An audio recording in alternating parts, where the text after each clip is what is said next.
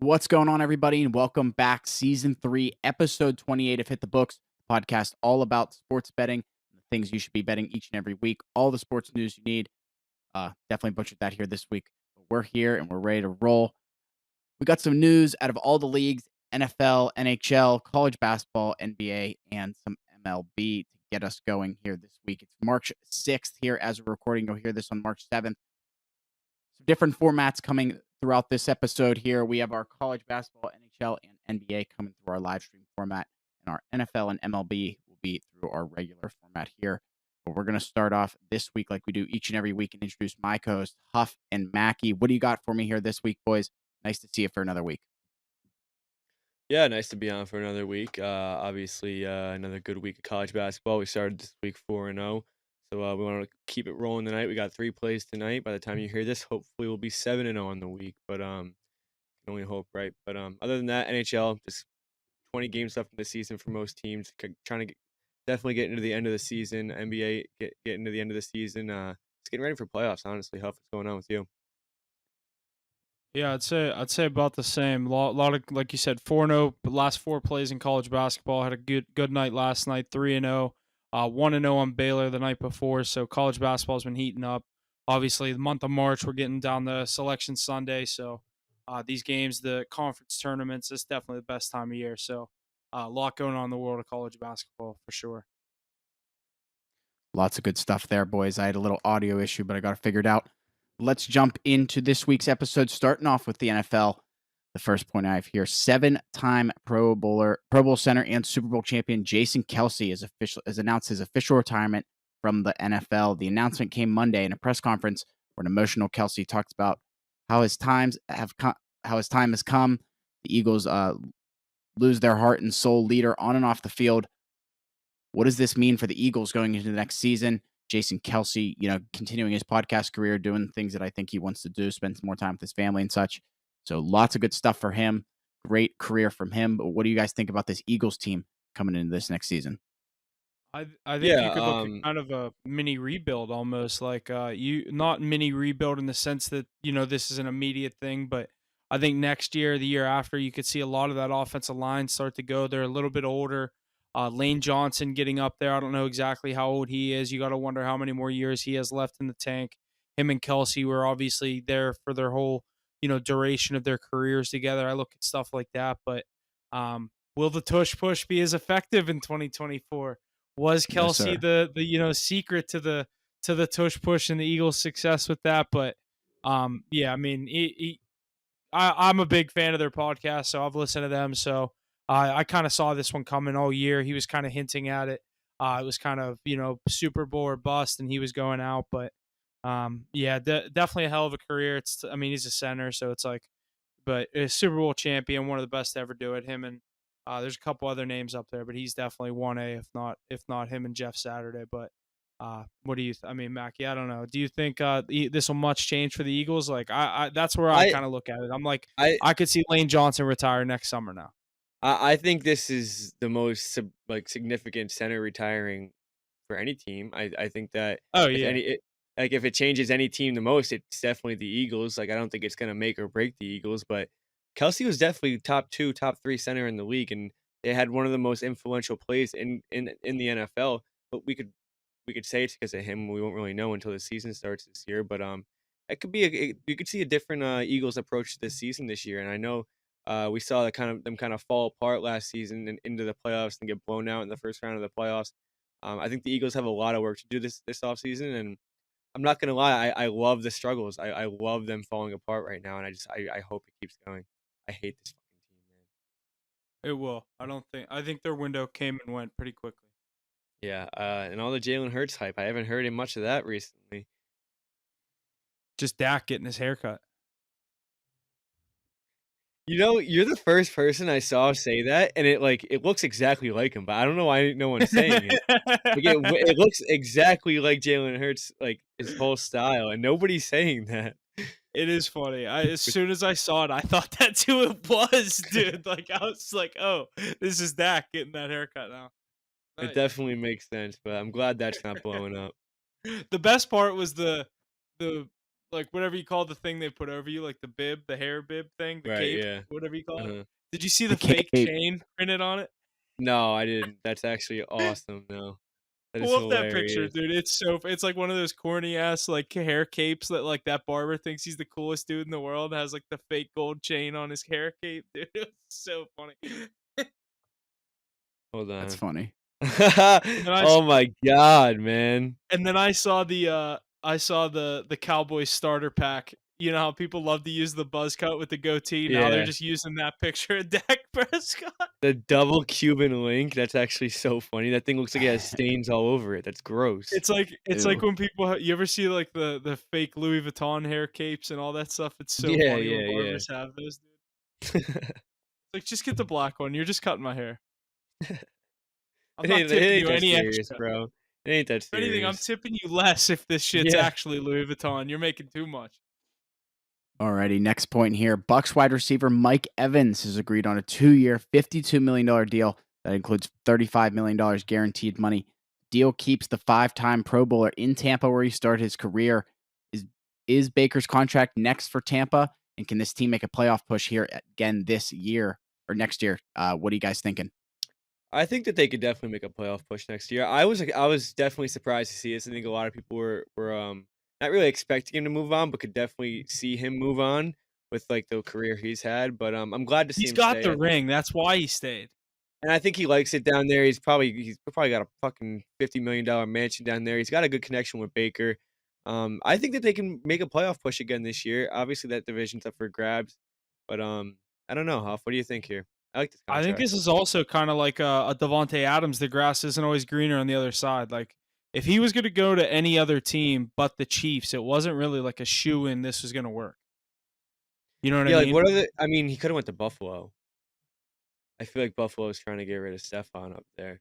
If he Yeah. takes that spot, But like, does he want to go play in but the yeah, you're cold? right. No. You're right. You're right. Exactly. He's got a ring. He's what 8 years into his career. He does fine no matter what. He's got a $50 million I feel mansion like at this in point he just Tampa. wants the 100. He just wants the 100 catches, 1,000 yards, 10 touchdowns every year.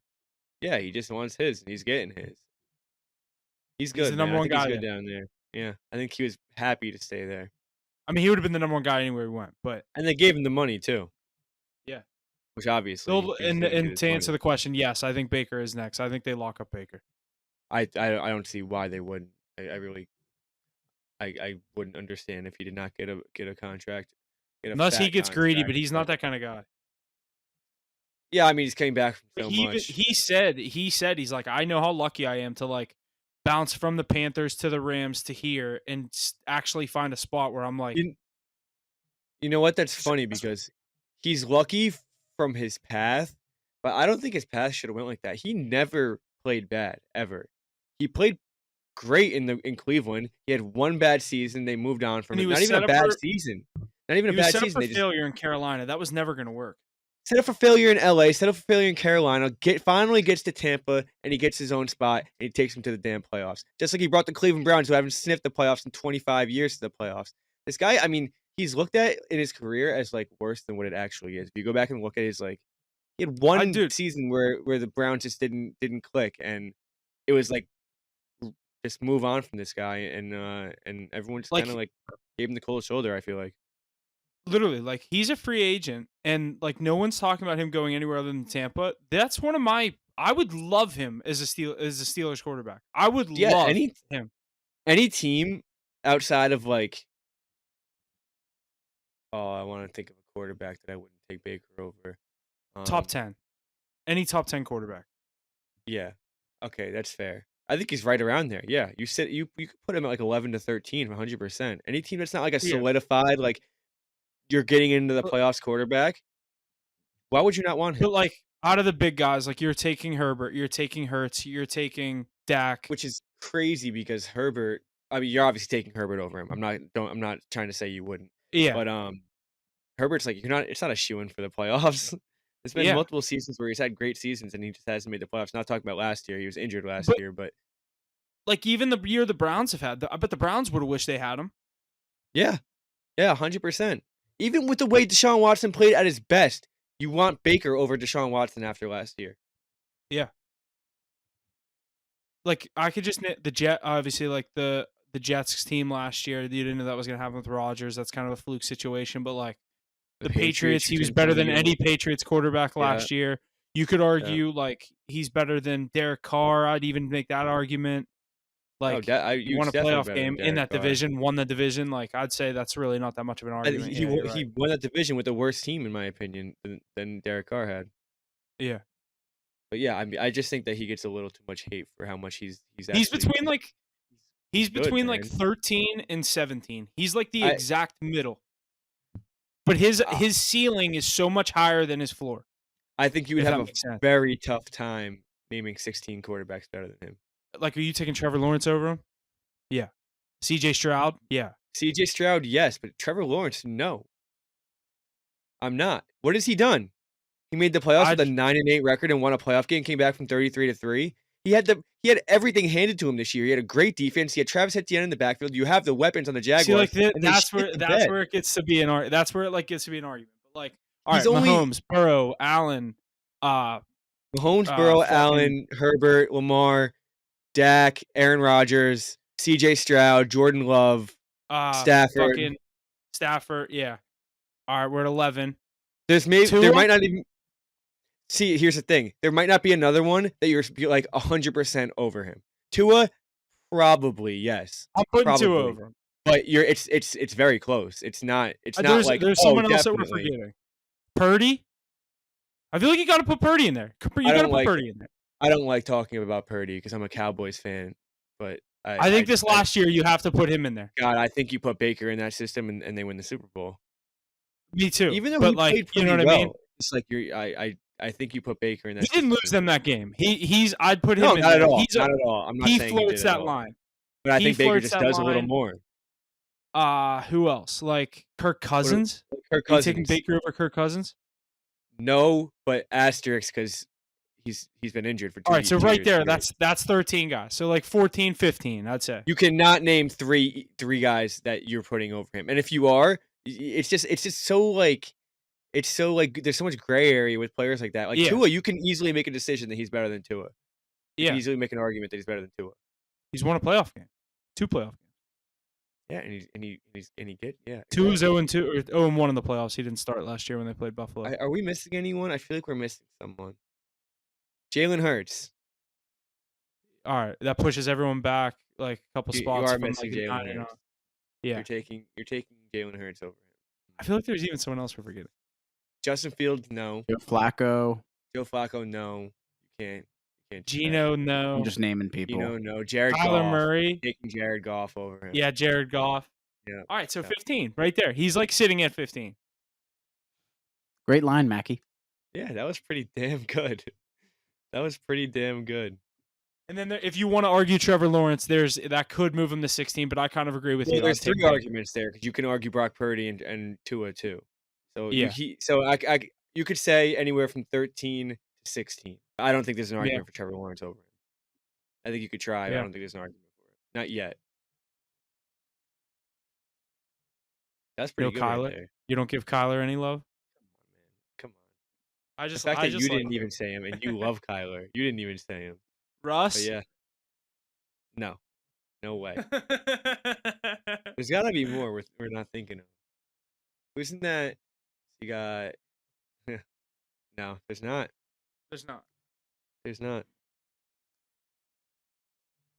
Alrighty, let's keep it moving here. That's the only other name I can think of.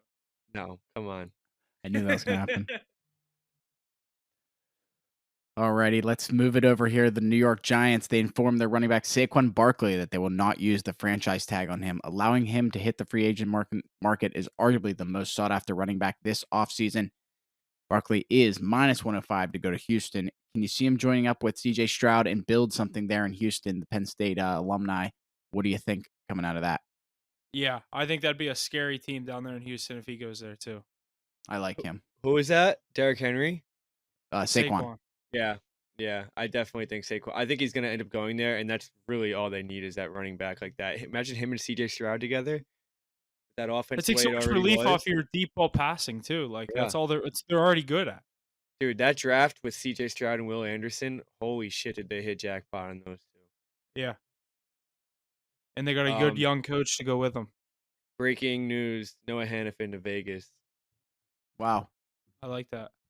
That's That big. was that was probably the number one prospect. He's with Eichel. That's his buddy. Are they? Oh, I didn't Yeah. know that. He did a That's cool. sandbagger, a Chiclet sandbagger. It was Hannafin and Eichel versus the Chiclets guys. Oh, that's sick. That's cool. That's cool. You're gonna see him strive now in Vegas. Yeah, they're This is boys. what they needed. I don't think they're running it back anyway, but They're good, dude. They just got to get in. That's another one of those rinks. It's so hard to play there. Yeah. Nothing else has happened since we started. no, Not that I've I don't seen. think so.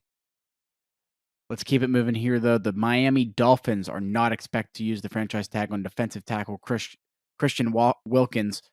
Where could you see him as a potential fit, and what does this mean for Miami's defense coming into 2024? I think if the Chiefs lose out on the Chris Jones sweepstakes, this is the absolute best way you can fill in Chris Jones in Kansas City. But I'm surprised Miami's not going to pay him. He's going to get some insane contract. The defensive tackle money is insane. It's up there with the left tackles and quarterbacks. They just get paid. But there will be a lot of teams that will make roster moves to get him on their roster. But what's that price going to be? It's probably going to be in the $20 million a year.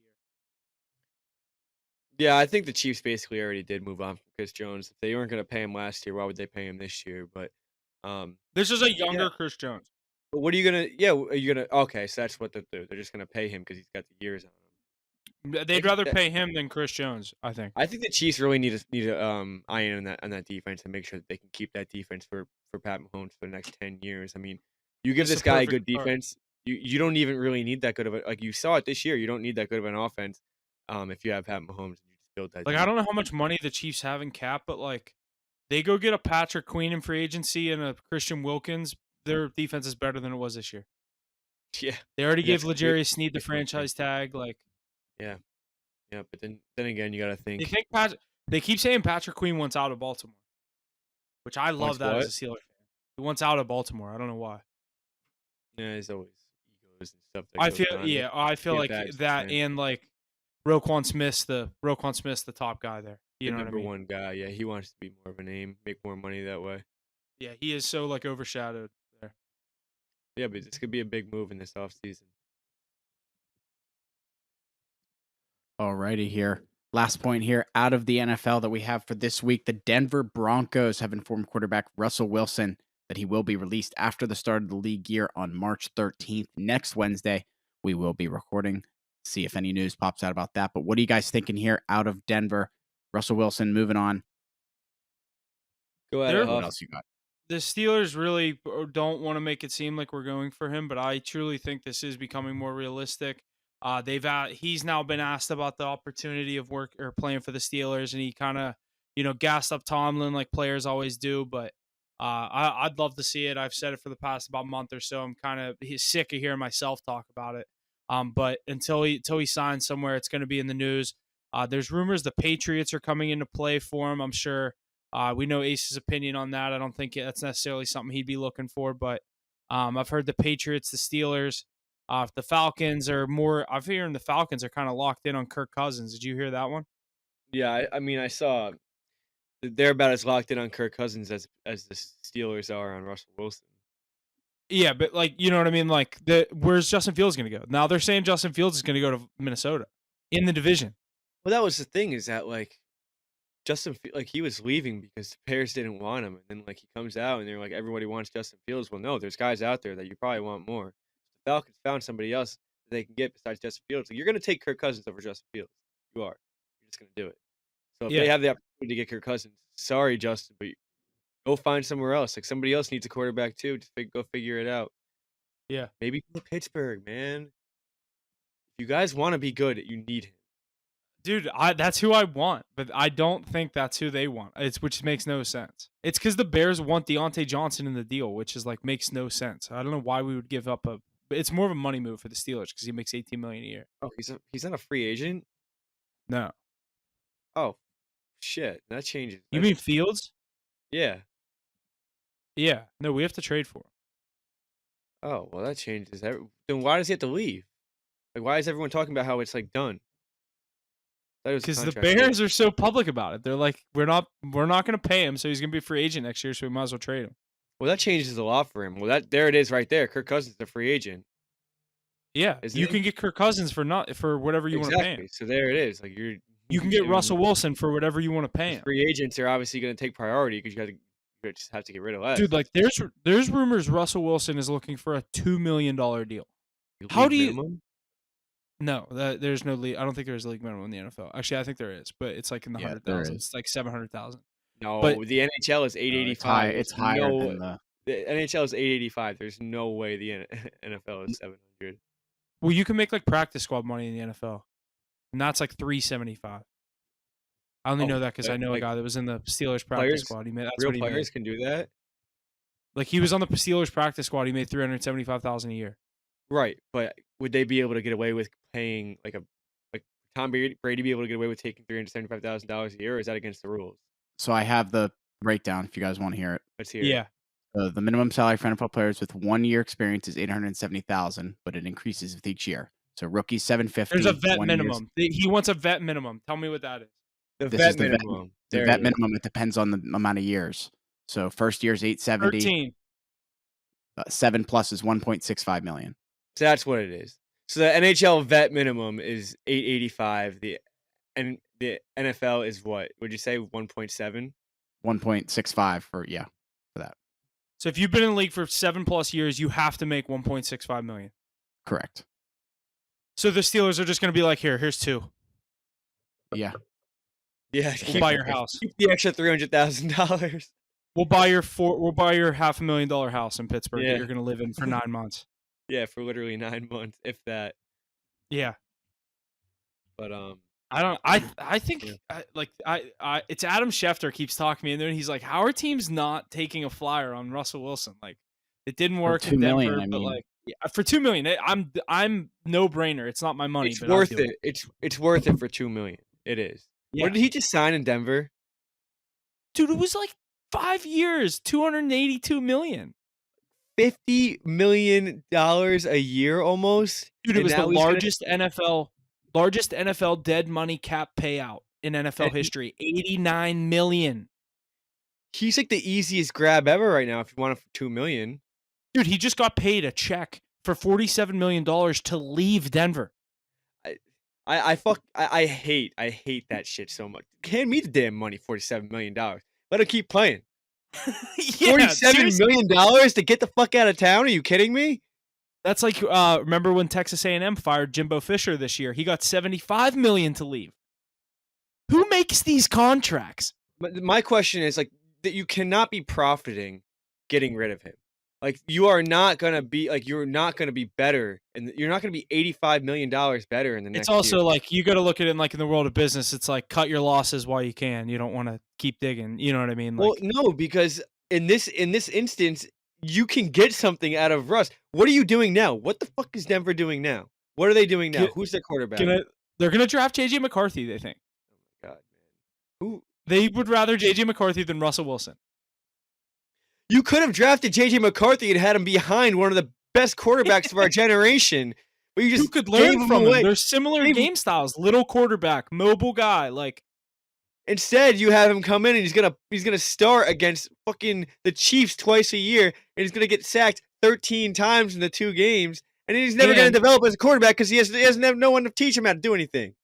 And guess who has to play twice a year? Also, his former college head coach, who's gonna know how to beat him. Who literally is the reason he's in the NFL. Yeah, you're telling me the Chargers won't be able to go at least 1-1 every year against them, like, and shut him down at least. I don't understand them. You can't put him in that division. Like that's a lose-lose for the Broncos. I don't know what the Broncos are going for, but of course they have new owners 2 years ago, so like they could be like, we want success now, cut the losses, we don't give a fuck.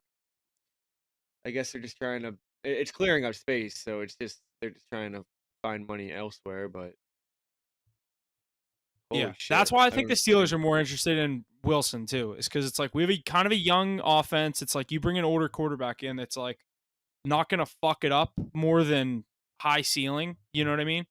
Yeah. Because we're a one-score team game, like or one-score game team every week. Like we don't win games 24-10. We don't lose games 35-7 unless it's week 1 against the 49ers. Like, we're in every game. Like, if you have a quarterback like that that's not going to lose the game, I think it's The for $2 quarterback million. who just Like, do a little more than Kenny Pickett, then it's worth the $2 million. we need more Kenny than Pickett was just what good. he can do. Kenny Pickett was good for one throw for 75 yards. That was a touchdown to either George And it was Pickens all yards or after catch. yeah, and it was just like one play every single game that would keep them in it. That would either be enough for them to win or just not make it enough so they would it was respectable in their loss. You just Yep. need somebody who can go out there and get first downs, move the ball. He did just enough to keep his name in the conversation where like some people think we should just give him another chance. You know what I mean? I just don't understand how like you guys like full on Steelers fans who watch like every snap of every game, how anybody in Pittsburgh can just like want that guy back for another year. Oh, believe me, I'm harping for every free agent quarterback we can get. Like I've never had a free agent big name quarterback in my life. All I've known is Ben, and then we drafted Pickett in the first round. I'm like, cool. Now I have a first round quarterback. Like, Ben was a first rounder, but like all I knew was Ben. I'm like, cool. We have a first round quarterback. Let's see what happens here. He's clearly not a first round quarterback. Should have gotten drafted in like the 4th, 5th round. I mean, he had a hell of a college career, almost won a Heisman, but like, I'm at the point where now I'm like, let's go in the free agent market. Let's get the guy that we know is what they can do already. Like, you're wasting TJ Watt and all these, like, we have the young weapons on the offense. It's like, get a guy that's not going to fuck this up. All we need is a passing touchdown and a rushing touchdown every week and a field goal. 17 points. The Steelers usually win the game with 17 points. It sounds crazy, but they do. They do, yeah. With that defense, I mean, you're like you said, you're just wasting prime TJ Watt years. You don't get talent like that all the time. I mean, you guys do. You guys have fucking James Harrison, Troy Polamalu. You guys get fucking talent everywhere on defense. But we're good at drafting defense and receivers. That's it. TJ Watt. I mean, how many more years is he gonna be able to do this at the top? 2 max. Yeah, you're not gonna. Like, he's injury prone. I love him, but he's injury prone. Yeah, and he's banging every single play of every game. Like, these players cannot do this to themselves for that long at this high of a level. Yeah. I mean, he's done it for what, 5 years now? You saw how fast his brother broke down. He's 5 years in already. I mean, he's got 2, 3 max years left. At least make a deep playoff run while you can. Literally. Get him doing it. He deserves to at least play in an AFC championship. You got to do everything you can to get him that far. Yeah, like, and then anything can happen in that game. If you get to the AFC championship, you're hot. So it's like anything can happen at that point. Oh yeah, definitely. When you have that defense, I mean, it's getting you there. I mean, that's looking way down the road from what we saw last year from this team. But I truly think they're a quarterback away. But that's enough about the Steelers. I actually think they're a quarterback away. That's all I'm gonna say.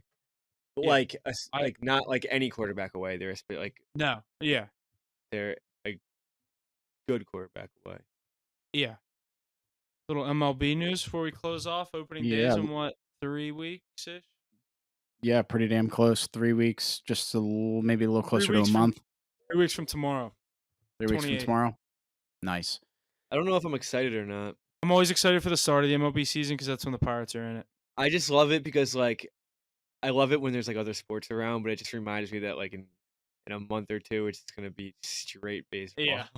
It's coming. Yeah, lots of good stuff there, boys, out of the NFL. Let's jump over to the MLB here. Starting off, Zach Wheeler and the Philadelphia Phillies have agreed to terms on a new 3-year deal worth $126 million. Annual salary, $42 million. Wheeler's deal is the most lucrative extension in the history of baseball in terms of yearly value. What are you guys thinking here? Coming out of Philadelphia, the other side of the state here for Huff and I. 3-year deal, $42 million a year. Mad money. What do you think? It's unreal. I think it's well deserved. I think he's a top 4 pitcher in baseball at least. You think, Huff? Yeah, I was just gonna say. As soon as someone says top 4, who's the 3? Garrett Cole. You just gotta be like respectful when you say it because I think he can be pushing top 2, but who would you go? You'd probably go you go Garrett Cole 1. It's just hard with.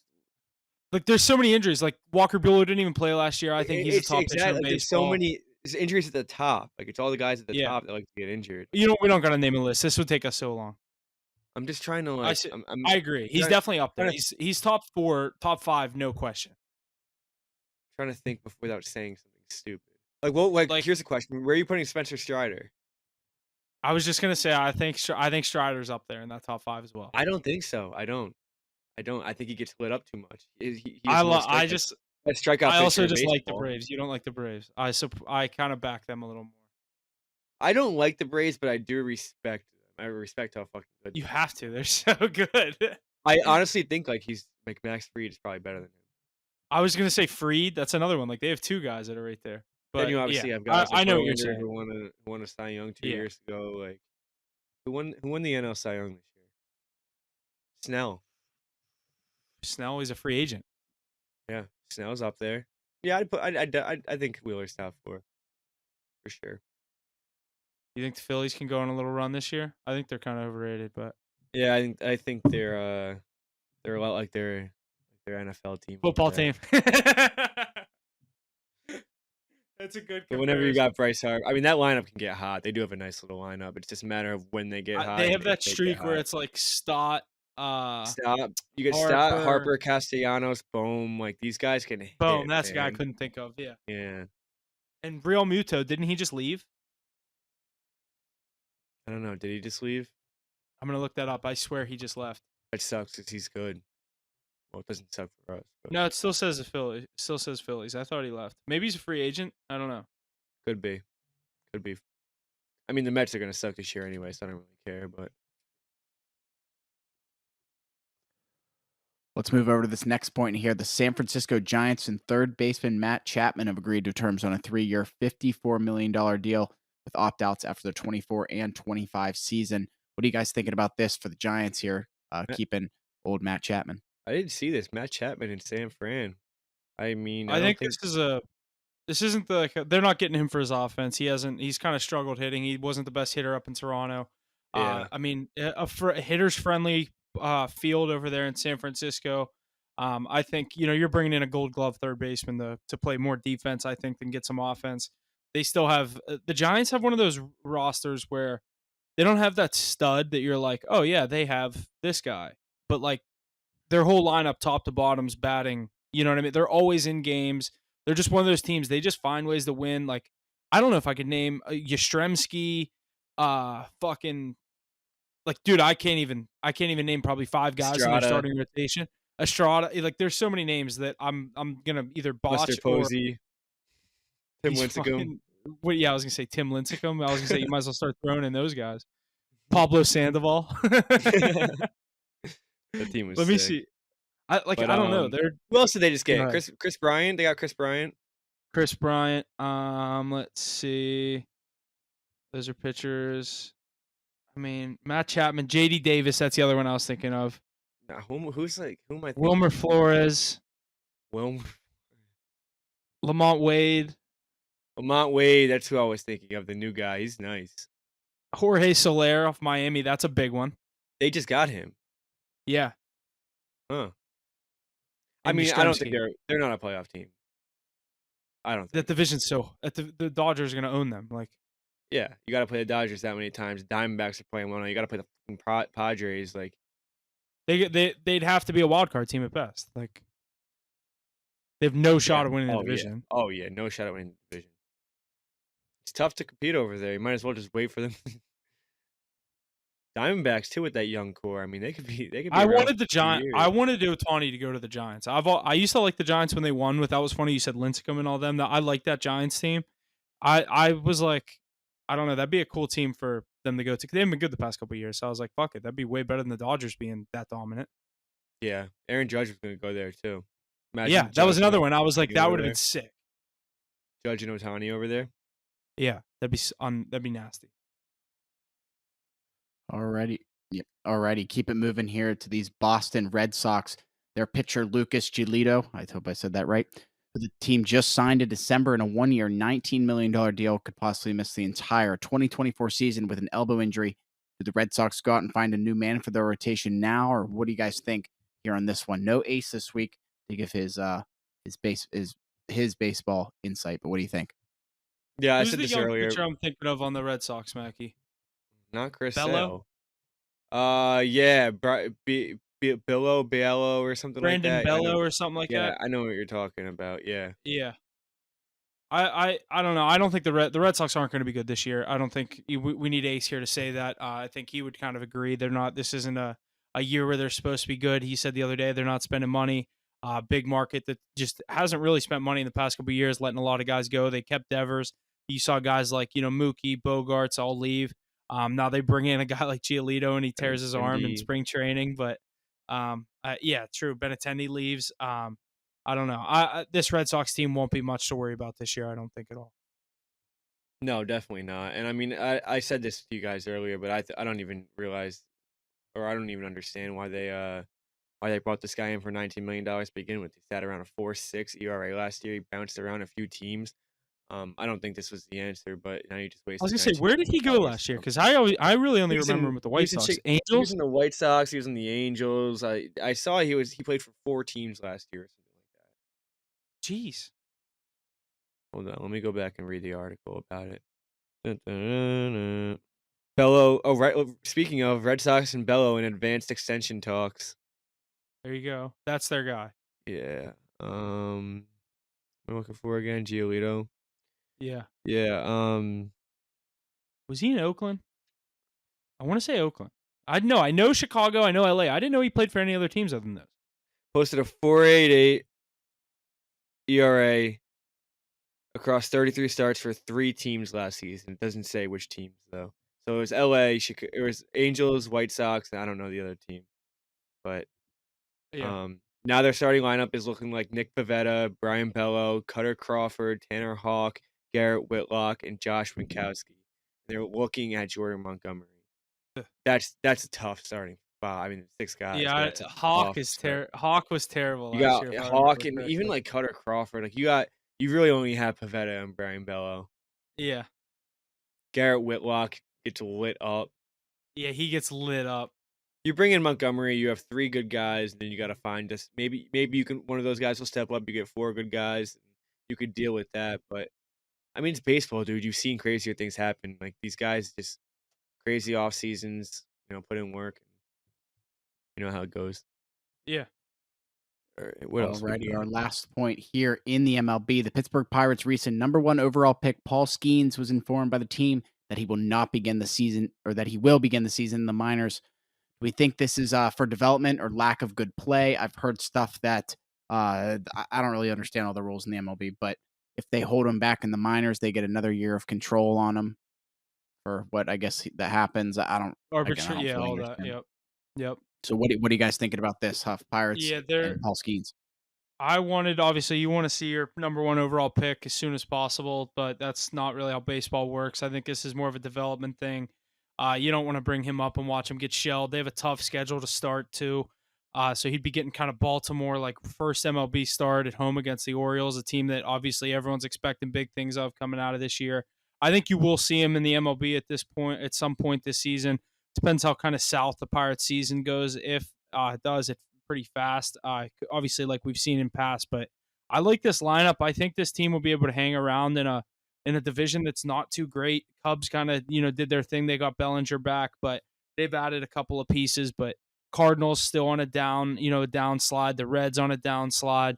I like this. I like this Pirates team to kind of hang around. And when they do bring up Skeens, you got Keller.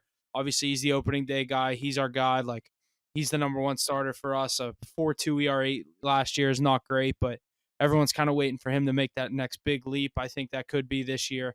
But you got Bednar closing the door. I like our rotation. They're bringing Contreras back in as a starter, but I'd like to see Skeens in this starting 5 at some point. Yeah, you'd obviously like to see that. I'd like to see him get out there too. Obviously, you want to see the first overall pick, see what he could do. I haven't heard much about him. I don't really know much about him. Got like So, player of yeah. the month is something, so it's definitely not for like lack of play. Lack of play. I Yeah. honestly just saw he gave up a home run. That's the only thing I've ever seen on his spring training. But Yeah. yeah, I don't know. Should be interesting to see. He'll be in Altoona or Indianapolis. I don't even know what our AAA team is anymore. I think it's Altoona. I think Indianapolis is AAA. Altoona is AA. Oh, yeah. I think you're right. You're right. And now over to our live stream for our NBA, NHL, and college basketball content.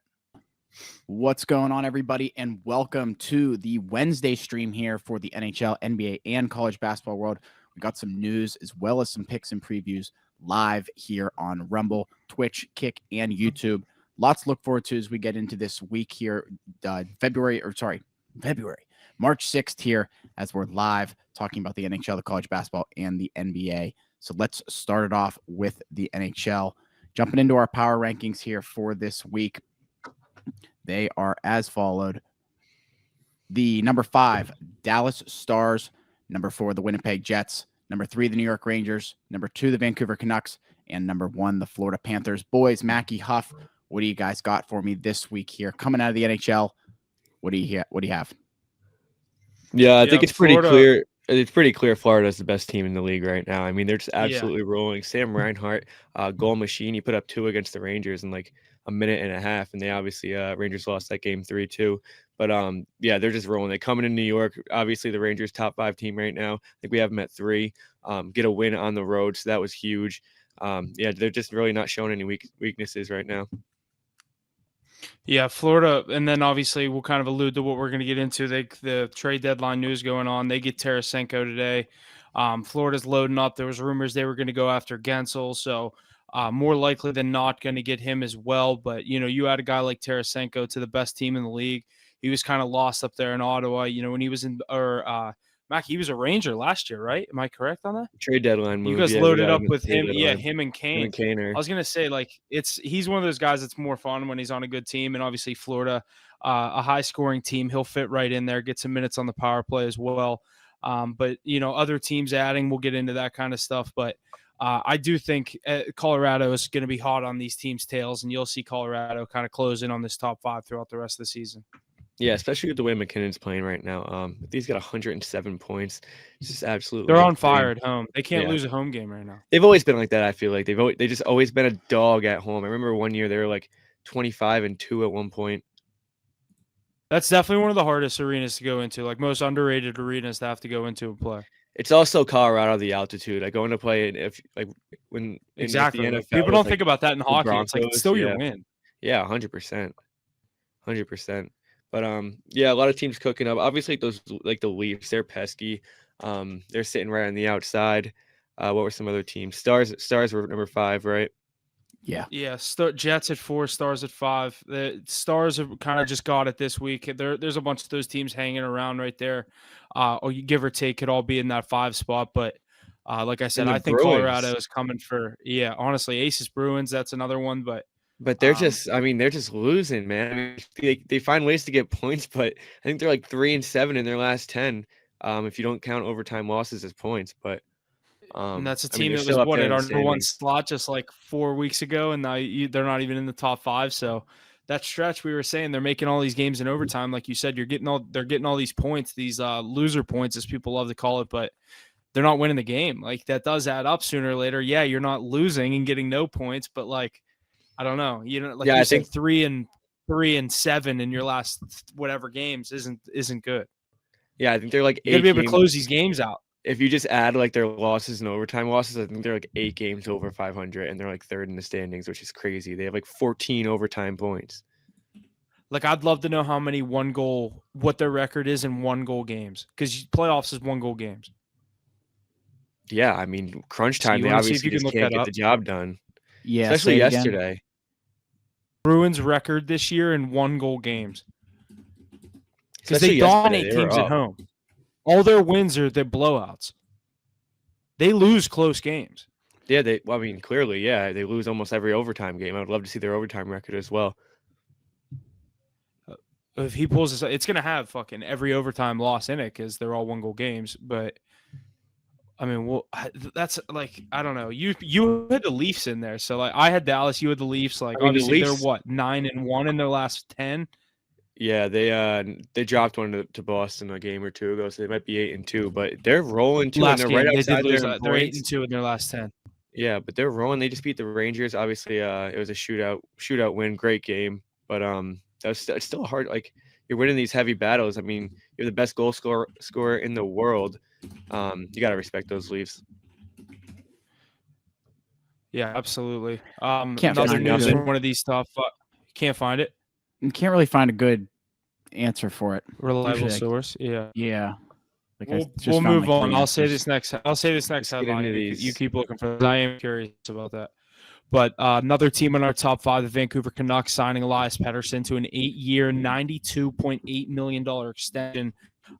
Would have been a highly sought after UFA this offseason. Canucks realized that, able to ink up the deal, lock up a 25-year-old star for the next 8 years.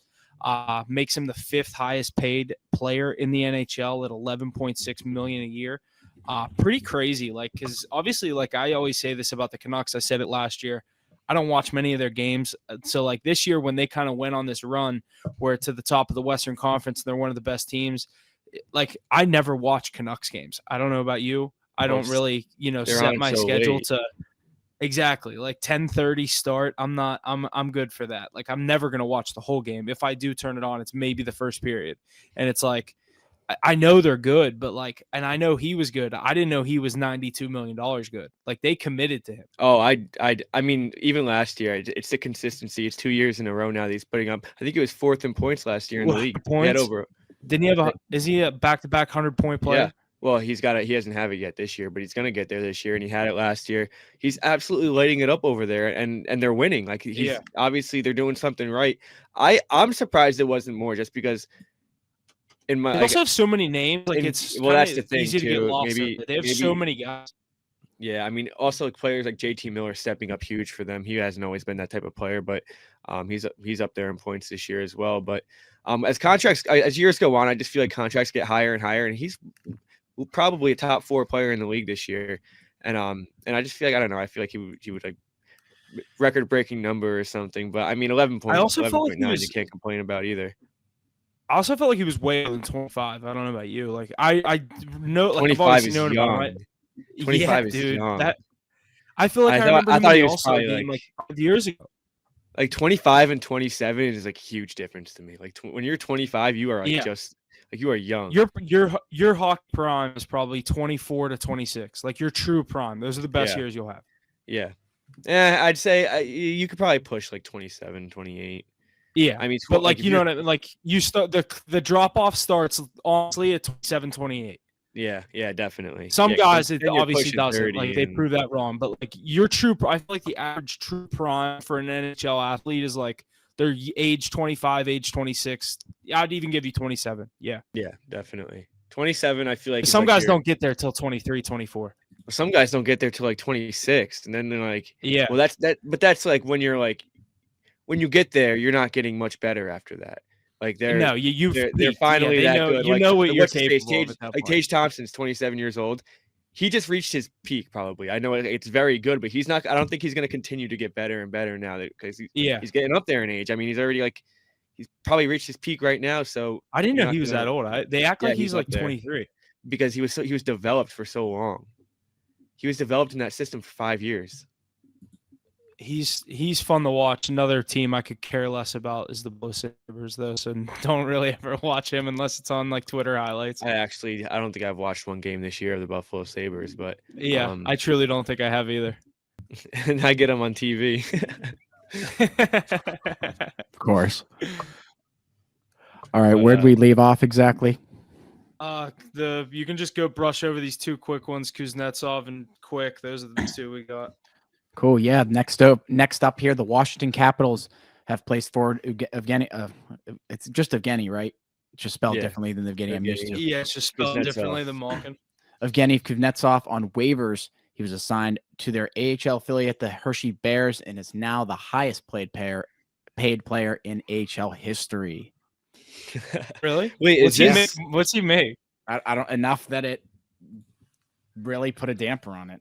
Wait, so he's actually is he playing waivers. That bad? I actually have not paid attention. I think he was in some like NHL player recovery unit or something. Like, he had something going on. Then why is he on waivers then? I see. That's what I don't know. It got weird. I think, like, why would you waive him at the end of it?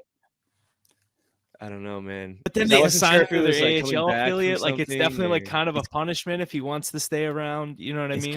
Maybe he got into a fight with the coach or something, and he was like, "Fuck you! I'm not playing for you. I'll go down and play in the AHL until you get rid of me." Yeah.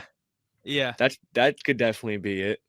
But I mean, Yeah. because he doesn't care. He's still making his money. He might as well go light up the AHL That's for a kind of month got or the two. Penguins And need. Bring him in. I Like, don't to know. know You he's guys in the don't. AHL You guys doing do not nothing. need the age, man. You do not need the age. He's good for goals though. He's a goal scorer. Yeah. For what? Another year or two? How old is he now? 30 something? He's in his 30s. You don't need it. You don't need anybody else in their I would 30s. truly. I know, but I would actually take him for a year. Like he's one of the guys I would, especially now. Like if they're truly waiving him, like bring him in on a year contract. He's 31 and he makes $7.8 million. 31 isn't yeah, actually like terrible. He's Not got at a good 7.8 million, but he's Yeah. worth that. He's worth it at 31. He's got a good 3 or 4 years left of like Dude, good when hockey. he was like 4 years ago, he was unreal. He was so good in Washington when they Well, won the cup and cup everything. that year. He was filthy, but he was like 27. Yeah, we were 26, we just talked 27. about that. Yeah, he was a stud. Absolute stud. All Too bad right. the Caps suck now. Next one Yeah. here for your Rangers, Mackie. They extend Jonathan Quick for another year here, $1.275 million. Pretty great deal there, if you ask me. What do you think about that? Yeah, I just really like this because like he's at the end of his career and he's like he was a Rangers fan growing up and everything, and he's been playing so well and he just wants to be here, that he's here so like for so cheap and everything, that like I just feel like it's a great situation for him. Like he doesn't mind being a backup behind Igor. He's a great backup, probably the top 2 in the league, and yeah, he's just trying to finish off his career here, win us a cup or something. But yeah, I like this signing. Yeah, he was always my favorite non-Penguin goalie growing up. I liked him and Ron Miller just because they were both the American goalies. And then Quick won those 2 cups. I was like, oh yeah, he's sick. Yeah, Quick. And to have him with Shesterkin, that is a sick duo. He's playing good, like unreal, honestly. Dude, like way more than that really contract good. says. Yeah, it's worth way more than 1.2 million. I'll tell you that. Yeah, but, and it's just like he doesn't expect anything more than what he's getting. Like he knows he's the backup. He's there. Like you said, if he was a Rangers fan growing up, you guys are getting a little bit of a discount there. That's a good deal. Yeah, it's huge. Yeah, definitely. I think he's just like, and what? he made so much money, so dude. much These money, guys, man. Like, yeah. I don't need the extra $2 million. Just like, save it for somebody else. Yeah, he's like, dude, give it to some young guy that's gonna threaten to leave if we don't pay him. But yeah, I like the signing.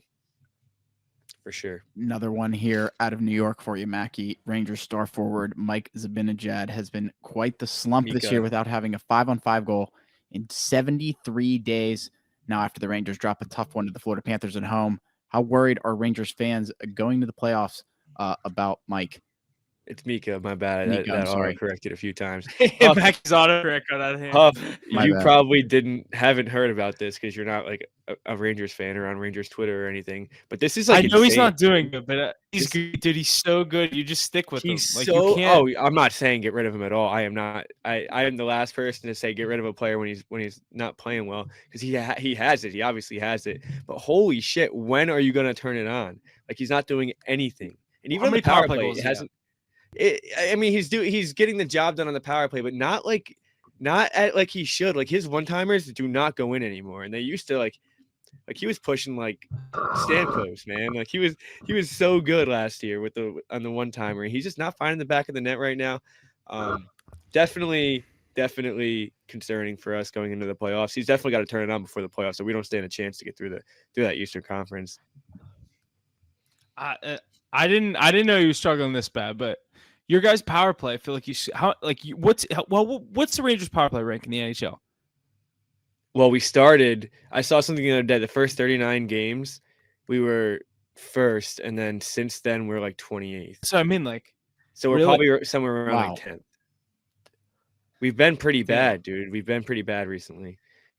Jesse, can you look up power play percent rankings this year? That'll be easy to find. Yeah, thanks. That's. Sorry. I've been striking out today. Thank you. I feel like so was the goal he scored against the Islanders in the outdoor game, was that power play? Oh, no, it was an empty net. We didn't score an empty net. It wasn't a power play. Oh, because it wasn't 5-on-5. It was 6-on-5. It was 6-on-5. Right. So like, right, there's cop outs there. Like, but that's a power play goal. Like, he's not getting the job done on even strength ice. Like, that's what I'm getting down to. Like, he's not Like I know what you mean. when we're both even strength, he's not getting those random goals where it's just like in the zone. What A few position is he? passes. He's a center. What's he play? I He's didn't a know he was center. a center. Dude, Gensel on. I know Gensel's the left wing, but if you put Gensel on his right wing with Kreider on the other side, oh my god, like that would cure everything. And then the second line, you have Panarin and Trocheck with Lafreniere. Those top two lines, man. You gotta give someone up, dude. You're not just getting them. Yeah, you're gonna get Kakko, and then you're gonna get 2 first-round picks or something.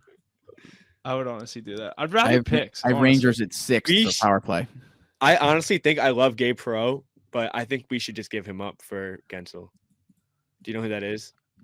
I have no clue who that is. He's at Boston College right now. He's got like 80 points. Like he's one of the top 3 players in college right now. He's our top prospect, but apparently he's untouchable.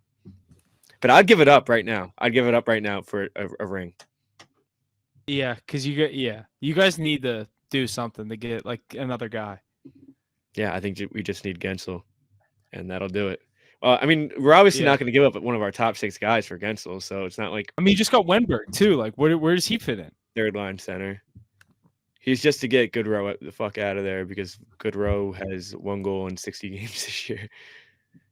Damn. But yeah, I mean, they need to make some moves here. Mika's got to pick it up. It's crazy I'm saying this because they're like 3rd in the league right now, but something's got to give here.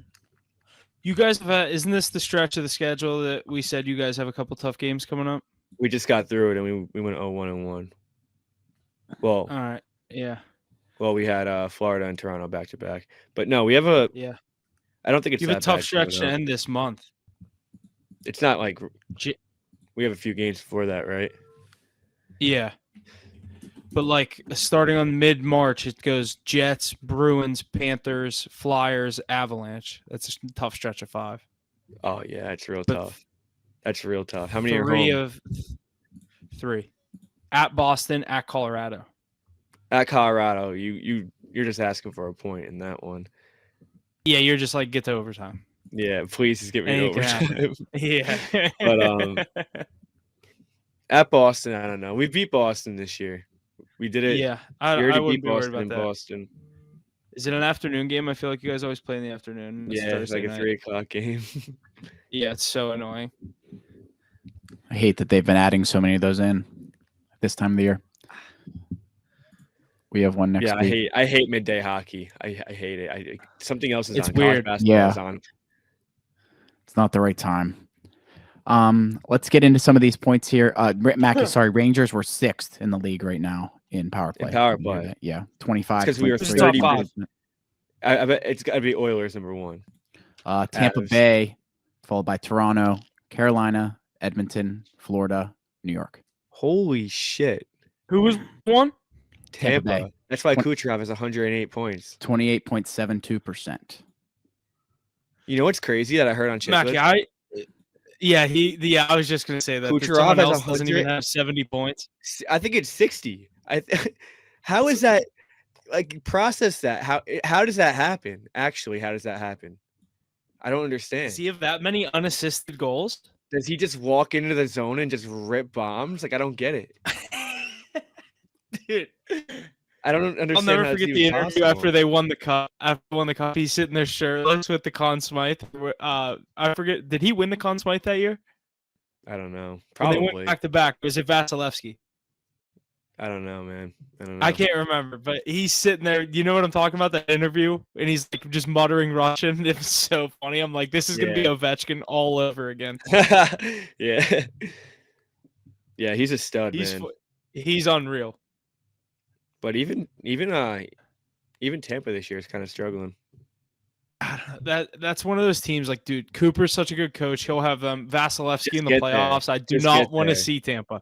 Just get there is what he's saying. You do not want to go to Tampa to play Vasilevsky. All they gotta do is get in. Clearly, you put them on the power play. It's in the net. Like Kucherov, 110 points. Like, that's unreal. I mean, look at the standings. They're not a given at all. Islanders are right on their ass.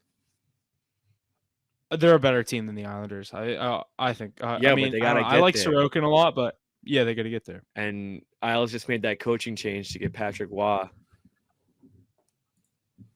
You don't know. I think if those three I don't teams, know. if any of those three teams, if you think the Islanders are gonna push, do you like the Red Wings to get in? I think the Red Wings I could see them. I think they're a lock to be in. Actually, a lock because those I teams behind I them. like the Red Wings.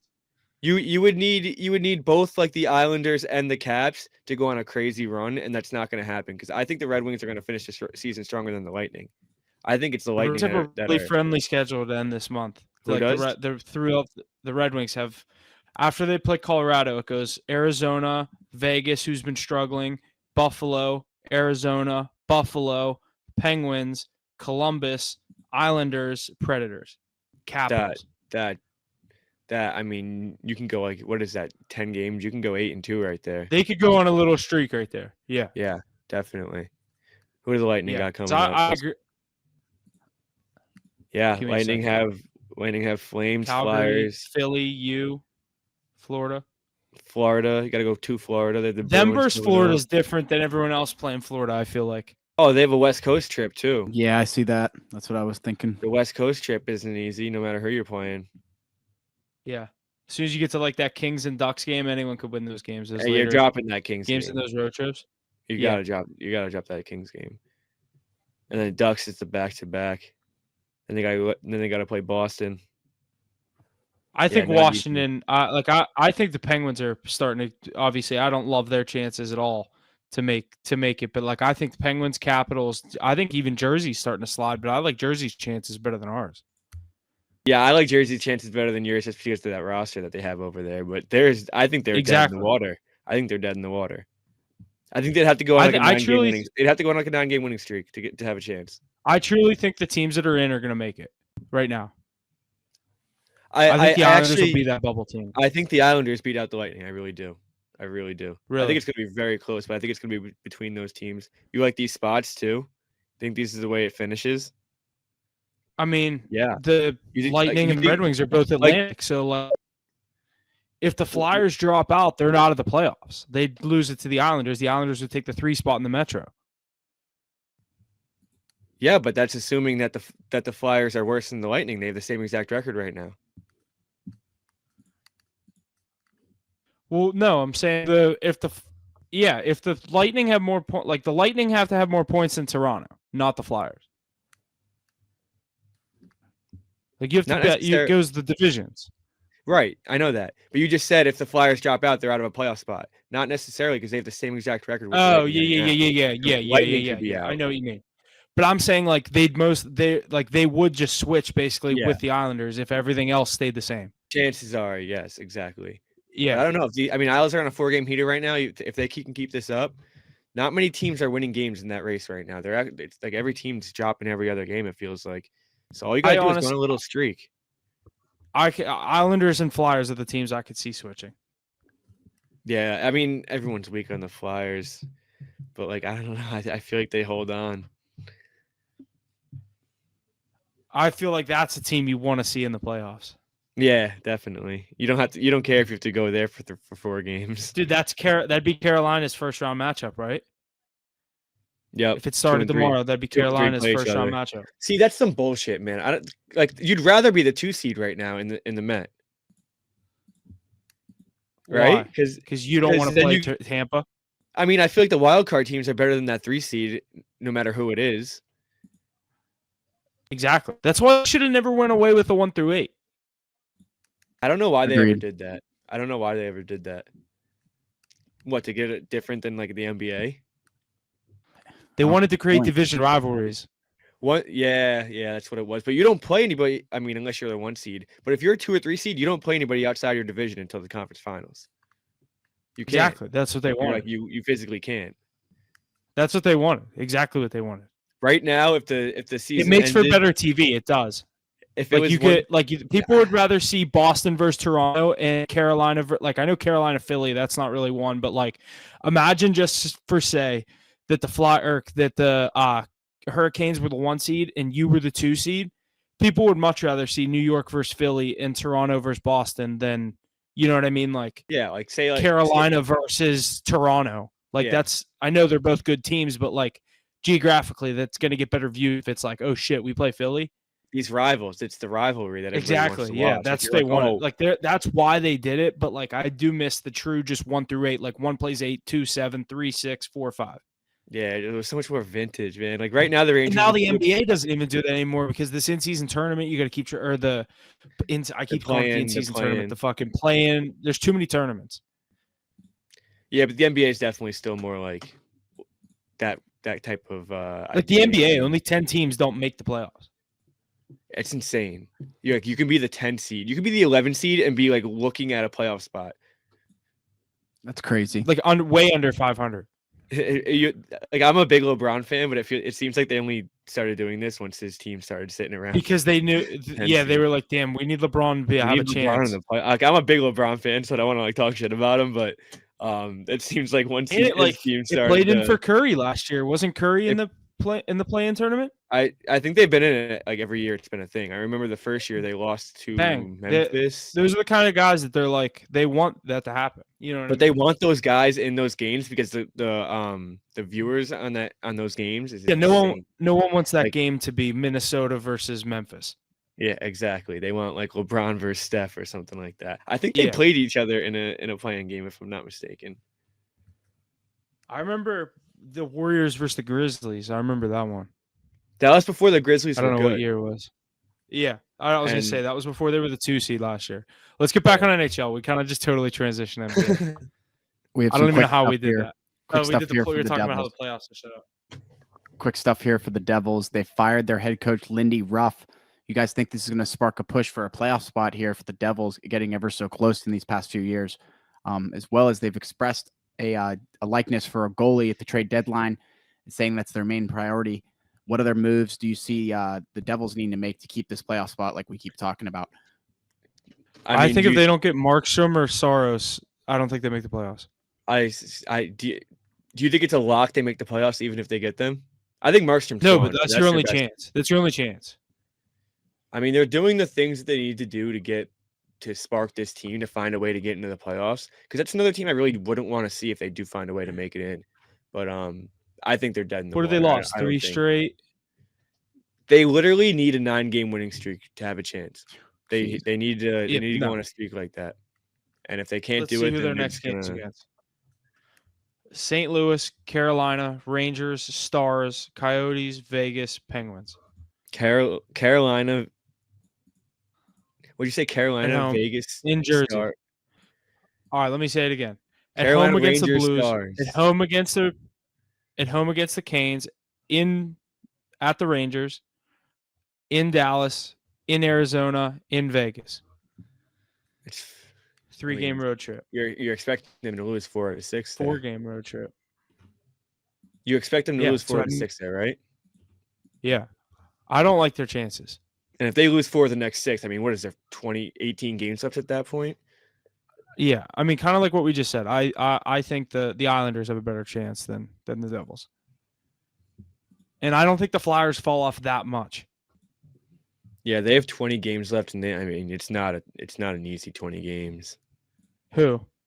The Devils. I mean, my God, they got the Leafs 3 times, the Rangers twice. Like you said, Stars, Hurricanes. Do they play the Islanders at all? Like those head-to-head matchups that'll help them? Yeah, they got the Isles twice. They finished the season against the Isles. I don't think that's going to matter. I don't think. No, but that could. You know what I mean? That could be big. I really doubt it. Imagine. Nah. That's funny. Alrighty, you guys want to go through a couple of these games here tonight in the NHL? Starting off here, the Buffalo Sabres and the Toronto Maple Leafs. The Maple Leafs are the favorite here, -182 on the money line, -1.5 there for that spread. Total 6.5. What are you guys thinking in this matchup? Yeah, I mean, off rip, you're obviously going to look at the Leafs. But the line sits at -185. Do you know the -1.5 line? +130 for the Leafs. There could be some value there. I like the Leafs. They've been playing really good lately. They obviously coming off a loss, but I mean, they have the best goal scorer in the world. I don't know how many times I could say it. They know how to put the puck in the net. They're playing a pretty struggling Sabres team who's kind of dead in the water. They're not playing for a playoff spot. So I think they can cover the 1.5 here. Not my favorite play ever, but what do you think? I don't know. Buffalo's been kind of hanging around with some pretty good teams lately. Like they didn't they beat Carolina last week. They went down to Florida. I think me and Ace took Florida -1.5, and they only lost by 1. Like they're hanging in these games, but that -180 on the money line is kind of sketching me out. This is one where I feel like you automatically see the Leafs at -200, but 225. I don't know. This isn't much of a road trip. Does that factor into play to this? I don't really know, but I do like the Leafs at home. I'd maybe look at regulation. I don't know what the price is on that. I'm gonna look at that, but You yeah, look the at -1.5 at the +130. I do like that as well. you But you go look ahead. at a Matthews anytime goal scorer. I mean, Like, I it's can pull up the odds on that. Hold on probably one like second. -120, but Minus That's correct. 125. yeah, I mean, I think it's almost worth it. That's what the three-way money line is too. I like that. Interesting. Yeah, I'm on the Leafs tonight though, for sure. Heck yeah, let's go over to this other game here. The Detroit Red Wings, the Colorado Avalanche in Colorado, -1.5 for the Avs, +120 for that, -196 on the money line, total 6.5. McKinnon is an anytime goal scorer, -105. What are you guys thinking about this game in the West Coast? Yeah, I mean, we just said it. The Avs really don't lose games at home, but I think this could be a closer one. Like I said, I'm big on the Red Wings. I think they're going to hang in this one. So I don't like the -1.5 at all for the Avs. But I mean, to take a team to go into Colorado and get a win is definitely asking for a lot without especially Dylan Larkin. So I'm going in there shorthanded. But I don't know, Huff. What do you think here? I kind of like the over in this one. I was looking at, obviously, the Avalanche score a lot at home. They're just one of those teams, when they get on the power play, they score. Red Wings, Alex I know Lyon Alex in that Lyon's been too. playing pretty hot. Yeah, so Red Wings haven't they're just coming off a loss 4-0 to the Panthers. So giving up 4 there, 5 to the Islanders, 8 or scoring 8 the game before. They're when they hang in games like this, they score a lot. I'm going to take the over 6.5 here. I think that's a good play. I like that. Georgiev has 31 wins and it doesn't even have a .900 save percentage. Yeah, that And tells the you a Avalanche lot about the score over. every first period, so it could be 1-1 at the end of the first period, right on pace. You know what I mean? Yeah. Mm-hmm. All righty, let's keep moving here. Let's move over to some college basketball. Little news before we get into some games here this evening. Marquette star guard Tyler Kolek. Yep. That's what I'm going to go with. We'll miss the final 2 regular season games and will be reevaluated prior to the Big Eastern Conference tournament. How will Marquette perform without their superstar in the lineup here for this upcoming week before these tournaments begin? Yeah, I'm going to keep it short. I don't think that they're going to perform very, very well. If you watch this Marquette team, it definitely flows right through Tyler Kolek. They didn't have him last game. They didn't look very good. I think they're going to struggle big time. They're playing the number 1 team in the country tonight. So I think that this is going to be really telling of how this team can play without him. But I don't think it's going to be very good, to be honest. And they're gonna really want him back for this Big East tournament. Yeah, I was just going to say, we can kind of allude to that game. That's one of the games we were going to look at tonight. UConn going to Marquette without Tyler Kolek, like you said, for Marquette going tonight. Marquette's a 5.5-point home underdog, +180 on the money line, over under 151.5. I think we talked about this one earlier. I like UConn minus the 5.5 points on the road for that reason. I just think Marquette's a different team without him. I was taking them a lot with those big home spreads throughout the season, and I haven't touched them the past week or so. But tonight I am going to fade them at home. It's a tough spot, but they're not the number 8 team in the country without him. So I like UConn minus the 5.5 points. It's very hard to adjust. I know they have time to adjust, but it's very hard to adjust to form a system that that's without your best player, that everything revolves around. So, Yeah. I mean, I know Marquette has a good system. They have good players, but I just don't think it's going to be that easy to just adjust to that perfectly coming off your first game. And now you have to play the best team in the country. I think it's going to be pretty ugly for Marquette. I agree. Lots of good stuff. Another team that we will be talking about here, Tennessee, earned a massive road victory at number 14 Alabama last weekend. Huge road wins like this. Tennessee has proven they can beat the best away from their home court. What does this mean? Excuse me. Let me back up. Does this mean the team's going to fare well here in this March Madness tournament and this Eastern Conference tournament? What are you guys thinking?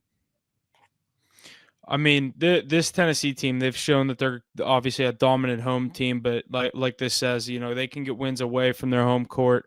Their last couple games have been ranked on ranked teams. Obviously, Tennessee's a top 5 team in the country. They just beat Auburn in Tennessee. Obviously, this past game in Tuscaloosa, taking down Alabama. They get South Carolina tonight. That's another one of the games we want to look at. I like Tennessee minus the points here. I got it at 5.5. It is since moved to 6.5. They're minus 255 on the money line. Over under 143.5. I'm on the Volunteers to cover the spread tonight on the road. This is a South Carolina team that you saw us take on the card this weekend. I like them. They're a solid team. I've started to follow them a little bit more. That is why I took them in that spot. They had a great comeback win. Late in that second half, didn't look like they were going to cover tonight. I'm on the Volunteers minus the 6.5 points. Yeah, Huff, I saw that you're on Tennessee. I don't hate the play just because South Carolina already went into Tennessee and got a win this year, and I think it's going to be very hard for a team to beat any team, let alone the number 4 team in the country, twice in the same season. But I mean, these books, game in and game out, disrespect South Carolina, and continuously they continue to prove them wrong. They're 24-5. And they play in one of the hardest conferences in college basketball, and they're 5.5 point dogs against anybody at home. I think it's pretty crazy. I think Tennessee gets this win. I do. The 5.5 definitely scared me. Whatever, it might be sitting at 6.5 now. Yeah. The South Carolina team just doesn't get respected. I know they got blown out by 40 in Auburn. Every team has those bad games. Alabama just got blown out by 25 in Florida. Got blown out by 25 at home against Kentucky. They have bad games, but I mean, the only reason that this team is so disrespected is because they were preseason ranked last in the SEC. They had no big names. They have no 5 stars, but they're playing great basketball. So I think that this is a disrespectful number. But with that being said, it's going to be very hard to beat Tennessee twice in the same season. But for them to even for them to be a good enough team to even go into Tennessee and get a win in the first place, I mean, that says a lot about this South Carolina team. I'd be scared of them in March Madness for sure. I think that they can be a sleeper. Yeah. Even though they're an 18 plus 1,200 to win it all, but you mean South Carolina? Yeah. Well, Tennessee isn't really a sleeper, but no. Yes, they can obviously go far as well. They're a fun team to watch. But this should be a good game tonight. I think it'll be a good one for sure. Lots of good stuff. Let's hit our last college basketball game that we want to review here. BYU and Iowa State. Iowa State is your favorite here. 7.5 points, just 104 on that. Minus 310 on the money line. Total 144.5. Who you guys faring with this one here on this Wednesday night? Yeah, I'm big on Iowa State in this one. This Iowa State team's been so consistent all year. They've just been climbing the rankings week in and week out. Now they're finally sitting up at 6. Finally getting the recognition that they deserved. And I mean, they're on their home floor. I think that they can take care of a BYU team by 7 points. I mean, if BYU's shooting the lights out of the ball like they do when they're at home, it could be a tough cover. But I expect them to just hold them to minimal threes. Yeah, I agree. You'll see this on the card tonight. I like the Cyclones at home. 7.5 points. I think either way you're okay. Minus 310 on the money line. Nice little parlay piece if you want to pick a couple of these other games tonight. I like UConn on the money line as well. Probably can work something there. Actually, I'm going to click that real quick and see if that's plus money. Minus 109, so pretty close to it. But go Iowa, UConn, Minnesota. Get a plus 160. What time's Minnesota play? 9 o'clock. Let me see here. This is great live streaming. Let me see. Plus 160, plus 170.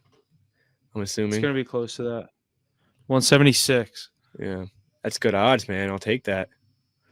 Yeah. Let's get the job done. Might take that. Everyone just get the job done. Not asking for too much. Yeah. Doesn't seem too ridiculous. I mean, a couple good games in college basketball tonight. Got some NBA stuff we're going to get into, and then it's going to be it. Yeah, let's jump into this NBA stuff here. Starting off with the power rankings. Coming in at number 5, the Milwaukee Bucks, followed by number 4, the Los Angeles Clippers, 3, the Denver Nuggets, 2, the Oklahoma City Thunder, and number 1, those Boston Celtics just sitting up there hanging out for another week. What are you guys thinking here coming into the NBA? Yeah, I mean, nobody's really touching those Celtics this year. It's pretty obvious. I think they made that pretty clear. Or do you truly think like or do you think they're just going to run through the East? Because the playoffs are different. I don't think they're. Run through the East. I don't think they're going to win. I don't think they're going to get over that hump. I don't think that they're. Yeah. Dude, I mean, like they blew a 20-point lead yesterday at home to the Cavs without Donovan Mitchell. Dude, I love Milwaukee right now. I know it's a regular season game, but yeah, and you got to act like these other teams aren't powerhouses. I mean, Milwaukee's a powerhouse team. They're not going to be any. Milwaukee's clicking at the right time. They're going to catch fire. They're 8-2 in their last 10, 6-game win streak. I like them to keep this rolling. And you kind of not obviously Celtics are going to be the 1 seed. They're not going to lose enough games to not be the 1 seed. But I like the Bucks to. That's a nice win in the East. Probably not great value, but. You're also a Knick fan, so I don't know if you agree with that too much, but I know you're also a realistic Knick fan. Yeah, I mean, I think it would be insane if it wasn't Celtics Bucks in the conference finals. I don't think exactly. I don't think there's really any other outcome right now. But I mean, the Magic are too young. The Cavs aren't good enough. The first round they're going to sweep whoever they play. Whether it's the Pacers or like the Hawks or whatever one of those teams are going to play at the bottom of the Eastern Conference. Well, Embiid should play in that game. So if they're in the play-in, the Embiid, you got to think Embiid plays and the Sixers get in. Do you think Embiid plays though? Does he play? I don't know. Maybe they're just like, fuck this season, we're not going to win anything. Well, here's is he healthy enough? That's what I'm asking. Like he's still not back. Is he ever healthy? Well, that's true. Yeah. I'm not. I mean, no one's scared of the Sixers right now. No. Even when he comes back, I really don't think anyone's scared of the Sixers. Yeah, I agree. I'm huge on Milwaukee right now. I think there's a lot of value in Milwaukee. Obviously, yeah, the Thunder stay kind of winning games. They can't beat the Lakers though. They better hope they don't run into the Lakers in the playoffs. The question is how much of a threat are they in the playoffs? I'm telling, like, to a veteran team like the Lakers, that's who they want to see. Everyone's saying that. Everyone is saying that. I don't know, man. I mean, if these guys are clicking, a team like this doesn't. They don't have a matchup for Anthony Davis and LeBron. Like that team doesn't match up against the Lakers. Chet would get absolutely bodied by the Lakers. All series. Anthony Davis would have a field day all series. It would be Anthony Davis versus, and then, I mean, they'd probably put LeBron on Shai, to be honest. Shai will get his, though. Shai will get his. Yeah, but believe me, that's what I'm saying. I was going to say it would be Anthony Davis versus versus Shai, and then LeBron's going to just continue to do LeBron shit. Yeah, of course. I'm telling you, there's no way that OKC team would beat the Lakers in a 7-game series. No way. But I mean, if Lakers would win every home game and then win Game 7. If they get the Warriors, they're beating them. I agree. They match up better against the Warriors. Shai can handle Curry. I think they beat the Suns too. Suns don't play bully basketball. I do agree. I agree. If you're going to let OKC play their style of basketball, they're going to win. That's the thing. Is the Lakers. Chet has a better chance hanging out with guarding Kevin Durant than Exactly. Like if you're going to let OKC play their own style of basketball, you're going to have a tough time beating them. But the Lakers, they do whatever the fuck they want. They have the size. I think there's good. Yeah, I like this Oklahoma City team. That's definitely who I'm rooting for. If the Lakers, obviously, I like the Lakers. I like LeBron, but right. I'd love to see that Oklahoma City team win. That'd be sweet. Yeah, I think they're a year or two away for sure, but yeah, they're definitely. It killed me when they got there against LeBron. Like I wanted LeBron to win his first ring, and I was like, of course it's against fucking Russell Westbrook, Kevin Durant, and James Harden. I loved that Thunder team when I was younger. Yeah. Serge Ibaka, that was such a fun team. Kendrick Perkins, 2012. Yeah, 2012. Yeah. That Thunder team was so fun. Yeah, I didn't really pay attention to basketball then, but yeah, wasn't like Russ averaging 30. Harden and Russ were so young. Yeah. Harden wasn't who he was. So was Kevin Durant. Harden wasn't like that back then, was he? Harden was a bench player. He was Sixth Player of the Year. Yeah, Sixth Player of the Year, but was he like a Lou Williams Sixth Player of the Year, or was he I don't even know. That's honestly a good comparison, actually, kinda. So he played a big role off the bench. Oh yeah. Like a big It was one, like yeah. the kind of like Manu with the Spurs. Like Okay. he's the sixth man, but he'd Okay. come in all the time. Right. So he played big minutes. You know, Yeah. Rob Dillingham Yeah. comes off the bench too. Sorry, I didn't mean to go back to college basketball. Would you know that? No, I didn't know that. Dude, he No. started one game all year. Damn. But yeah, go back to NBA. Alrighty, I have a couple points here. That's Some kind of news. where we're at. Yeah, keep going. Yeah, some news here out of the NBA. LeBron James became the first player in NBA history to surpass 40,000 career points. The accolade came in a 124-114 loss to the Denver Nuggets. LeBron continues to play at his level. Do you see the team taking the next step to secure a playoff spot here this year?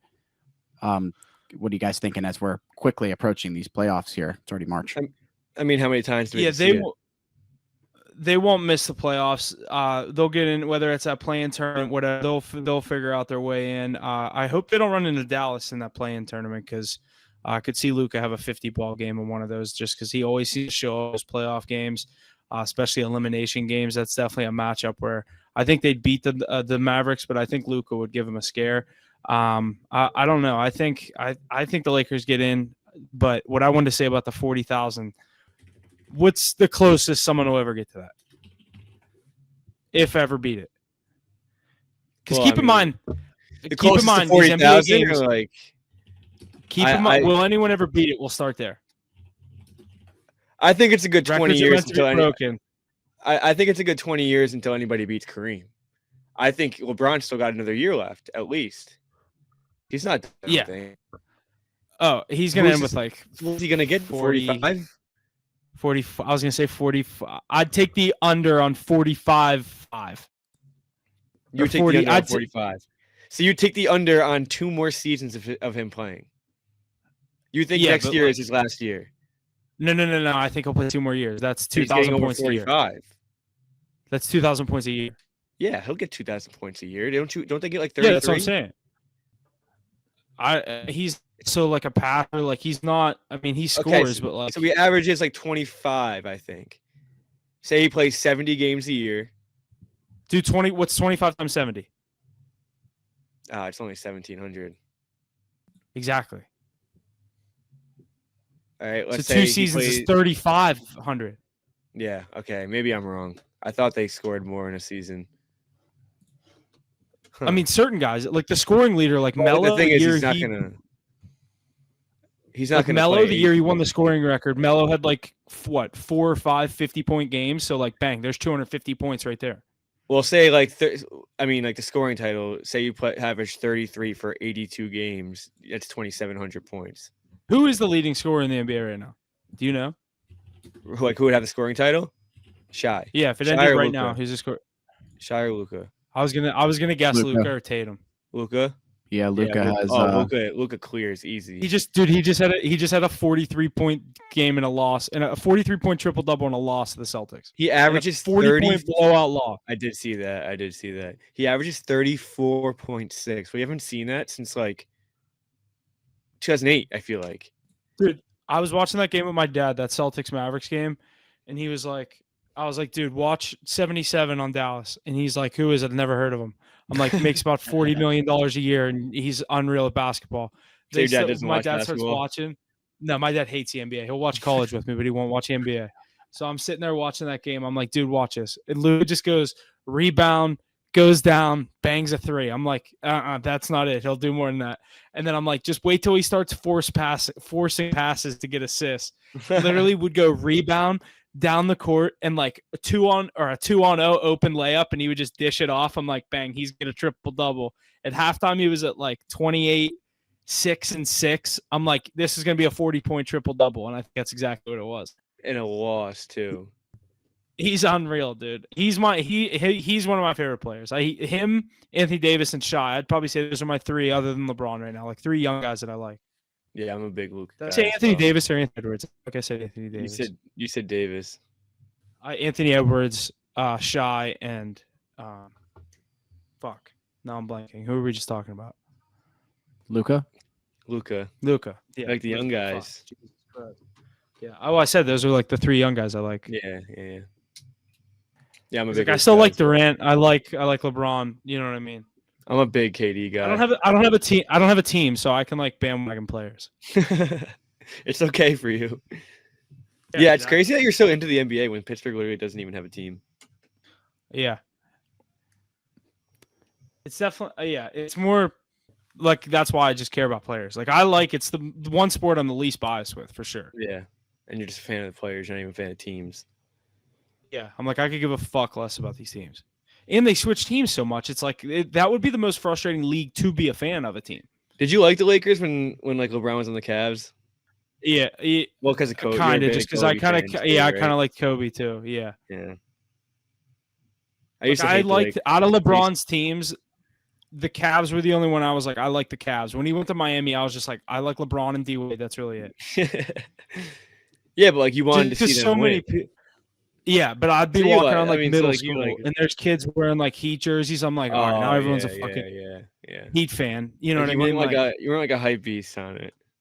No. I wasn't like buying the white hot LeBron Miami jersey, wearing the sweatband around school. Yeah, no, I liked it better when he came back to Cleveland. Yeah, definitely. Big LeBron. And I thought once he went to the Lakers, I was like, all right, this is sick. Now he's going to Kobe's team. That's sick. Remember the rumors?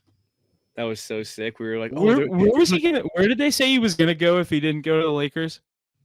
I don't know. I mean, they were obviously talking about big cities, so I heard a few things about the Knicks, but I don't think there was like many other places that he could have stayed. He could have just stayed in Cleveland. But, like he was like, he was like, gonna stay. He was like caught like looking at like Sierra Canyon and shit, and like looking at schools for like his kids in LA. Yeah. Like, yeah, this guy's good. He's not even trying to hide it, man. Yeah. All right, let's go through some more news here in the NBA and then jump into some games. The Milwaukee Bucks defeated the Los Angeles Clippers Tuesday night by 41 behind 41 points from Damian Lillard, giving the Bucks their sixth straight win. Have the Bucks finally found their stride here this season? They officially back to being a main contender for an NBA championship this season. What do you guys think about these Bucks? I know you guys already kind of talked about it a little bit. Yeah, I'll kind of quickly say it because I didn't know this was in here, but yeah, I'm big on this team. I think this definitely is a team that could go far in the playoffs, if not win it all. Like truly, I think adding Damian Lillard put them over that next level. This is a team that's already won with Giannis and his cheerleader brother, you know, cheering him on over there. Every time I watch a Bucks game, I get so annoyed when they show his brother on the sidelines. Mackie, have you ever watched a Bucks game and they show his brother freaking out on the sidelines? Like when Giannis gets fouled, it's like, you don't need to show his brother. It's like when Kelsey was scoring and they felt the need to show Taylor Swift. And they showed Taylor. It's like, I don't need to see whatever his name is, the little brother, older. I think he's the older brother. Like Thanasis. Is he older or younger? I don't know. I think he's younger. I think Giannis is the oldest, but I could be wrong. If he's older, that's like weird. Like if he's the little brother, it makes more sense. You know what I mean? You ever seen the like the highlight reels of Thanasis, and it's just like him fucking up everything? He's terrible. He has did you ever see the thing on Twitter? They were like, he has the job security in the NBA. I didn't see that. I mean, he's right. As long as Giannis is there, he'll be on that roster. Yeah, exactly. I don't think he'd be in the league if his last name wasn't what it is. No. Giannis is like, if he's not on the team, I'm not on the team. And they're like, all right, here's $10 million deal. Yeah. They're like, shit, what do we got left in the cap? $6 million. They're like, Giannis, is that cool? We pay you $58 million. Like, you think you could just pay for dinner every once in a while? No, $5 million more. What's he get, dude? What are the Supermax deals now? Is it $52 million a year? I saw something the other day, and it was like nobody understands like NBA money. Like NBA money is crazy, dude. Dude, I think it's 5 years, $252 million. It's 50-some million. It's $50.5 million a year. It's 35% of the cap.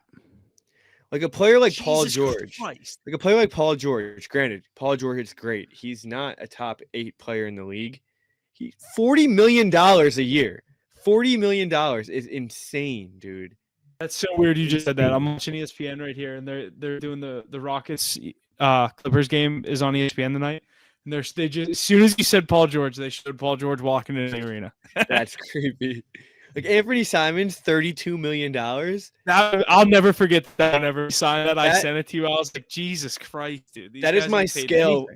That is my scale for how crazy NBA contracts are. And most people are like, That's who the also fuck is Anthony Simons? That's also Portland just had to pay someone. NBA is not like the NHL where we were talking about today, how these teams are like under the cap. NBA, they're just like, if they're under the cap, they'll just overpay someone. They'll restructure someone's deal just to give them more money, I feel like. Just to throw money away, yeah. Literally. Well, because then there's also only like 15 players on a roster. So it's not like they can just like, it's a lot different with like. Well, that's how I always explain to people why the NBA players get paid more than like the average NHL player. There's 15 guys in a bigger salary cap in the NBA than there is 23 guys in a smaller salary cap. Like, exactly, there's way more money to go around. There's more money to go around to less people and less mouths to feed. Like, exactly. Yeah, but NBA money is crazy, dude. It's just. These guys, like in the NHL, if you have a Matthews making $16 million, there's a reason your fourth line is all making league minimum. Yeah, yeah, they cannot deal like LeBron getting fucking $50 million a year. Anthony Davis is getting $40 million too. Like they can do that. When you have one guy, two guys making like over $10 million a year, everybody else is getting paid shit. Yeah. You just can't do it. Like, you just can't do it. That's why everyone was saying with the Leafs, like, how are they going to sign Nylander to this deal with paying Matthews and Marner all this money? And it's like, well, they'll figure it out. But now the third line makes me league minimum too. Yeah. Yeah. Then you're just the rest of your team is just shit. It's like they only have two goalies. They can't even afford to pay a third goalie. The third guy gets called up every once in a while. Exactly. They just go straight to the e-bug after two. All right, you guys kind of already alluded to this, but Luka and Tatum have been named players of the month in their respective conferences. Which of these young stars would you rather have leading your team through a playoff run? Luka. It's tough to say because Jason Tatum's already gotten to a finals. I'll defend Ace here. Jason Tatum's already gotten to a finals. He's shown he can get there. He's got into the finals with the Boston Celtics. He was handed a championship roster. Yeah, Luka's had to turn around the Mavericks. They weren't anything when he got there. Like he was up to. He was handed Kyrie Irving. He was handed Jaylen Brown. He was handed Kristaps Porzingis. He's handed all these guys. If he doesn't win anything this year, all the Mavericks did was take Jalen Brunson away from Luka. You imagine if he was still a Maverick? And give him Kyrie. He was trying to tell him that the earth is flat in between whistles. It's not going to win a championship. I would rather Luka. I would definitely rather Luka. I think Luka in 4 years is probably going to be the best player in the world. He just keeps getting better and doing what he's doing. We know what he can do. And once he's 24 years old, it's just ridiculous. He just turned 25. Yeah, I'm going to. I only know that because they were. No disrespect. I saw it on. No disrespect to Jason Tatum. Actually, a little disrespect to Jason Tatum, but he's obviously still like a top 5 player in the world too. But give me Luka. Dude, but like when Tatum's on, he is those guys that I just like. I'm like, I do like watching him. Like, oh yeah, of course. I'm not saying he's bad. Jason Tatum's a top 5 player in the world probably, but you're not taking Jokic still your unanimous one. Yeah, easily. Come on. I don't think anyone who's pushing that. Name who's pushing that. Luka?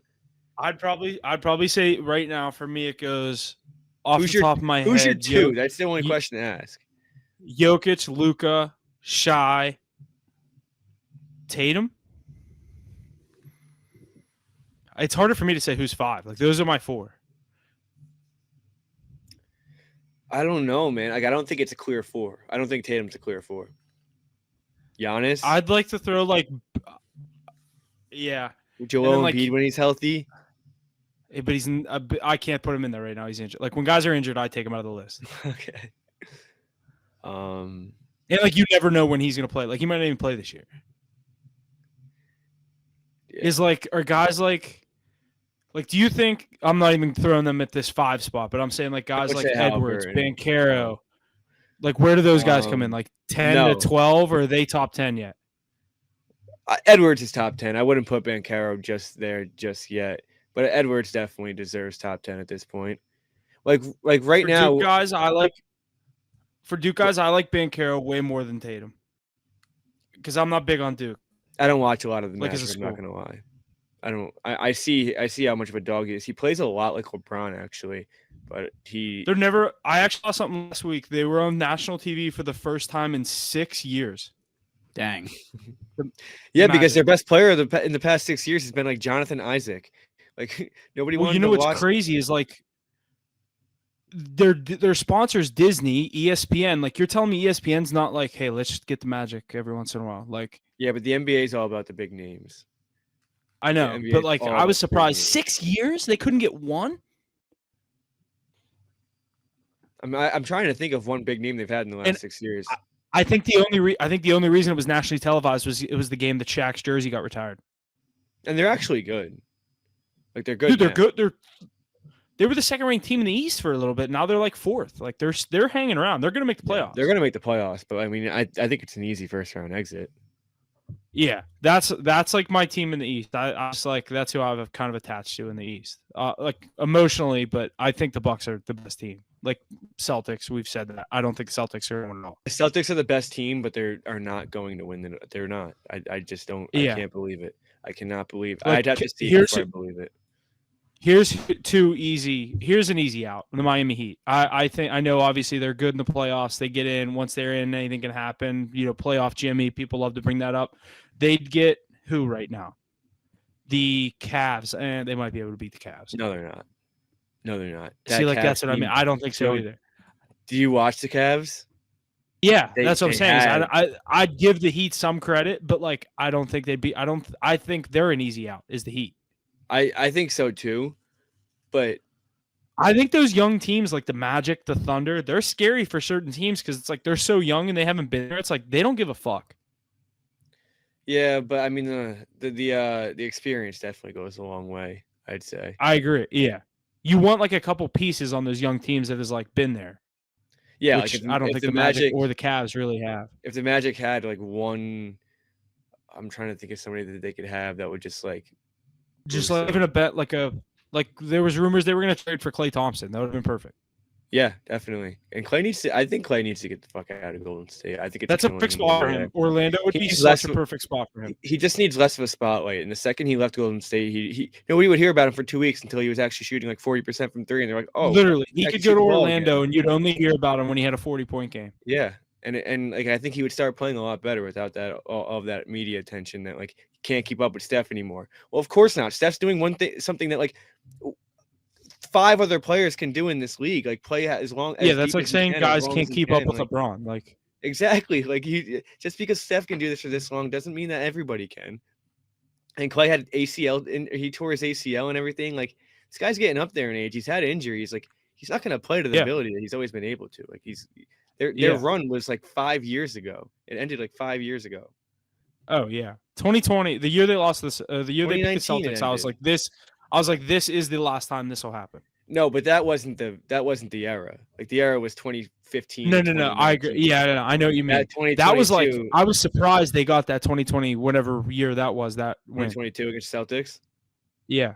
Yeah, that was like Steph getting one more ring. I think it was just like wow, okay, like that's like I don't think LeBron gets another ring. I feel like it's like LeBron getting like that last ring, or like Brady getting that last ring in Tampa. Like, all right, this guy, you're cementing yourself now. Like, yeah. Alrighty, let's jump into these couple NBA games here this evening. Starting out, the Los Angeles Clippers and the Houston Rockets.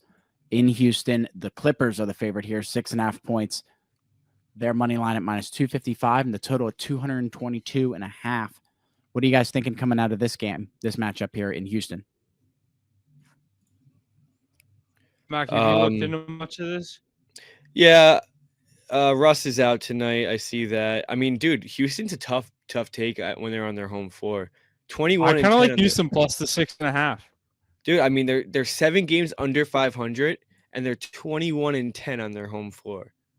They get the job done on their home floor. I mean, I know Clippers have been kind of struggling. No Russ tonight. I mean, they've lost 5. They've lost 3 out of their last 4 or something like that.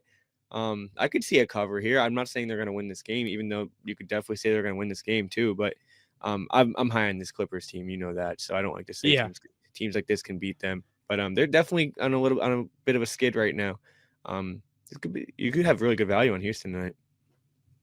I like Sengun on Houston, so I've been taking the Rockets a couple times, and I do like him plus 6.5. He's coming off a 45-point, 16 rebound game against the Spurs. They were big that him versus Wemby. That's like the little rivalry down there, Houston, San Antonio. But I love Rockets tonight plus the 6.5. I think they're able, like you said, they're good on their home floor. I'm going to take them.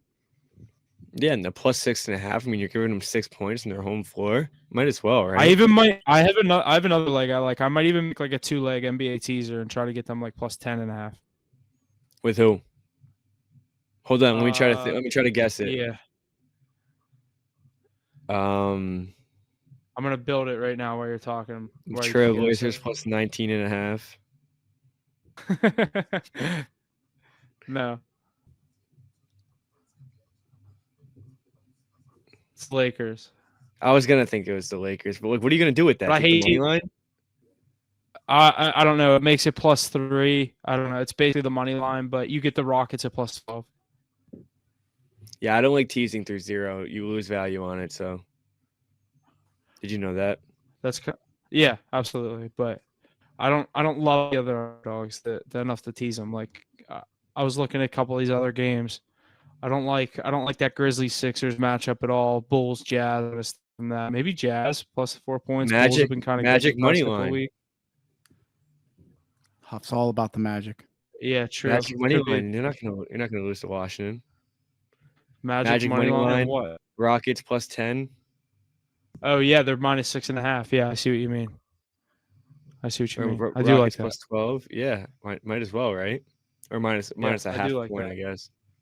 Yeah, same thing basically. It's minus 1. Plus 12 minus 1 would be minus 110. Oh, I think we just cooked something up there. I like that. I might take that.